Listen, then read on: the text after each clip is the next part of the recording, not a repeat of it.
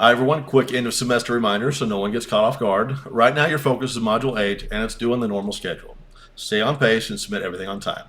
Now after Module 8, you'll move into the final Capstone module, which is due the final Friday at finals week at 5 p.m. unless you're in my face-to-face class, which you'll be taking that face-to-face. Now the Capstone module includes two parts, a Capstone project and a Capstone exam. The Capstone project follows the same overall structure of the projects you've done all semester, so nothing weird there.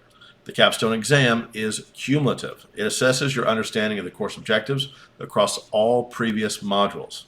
Now this part matters. Both the Capstone project and the Capstone exam are single attempt items. They cannot be reopened once you start them, so do not click into them until you are ready.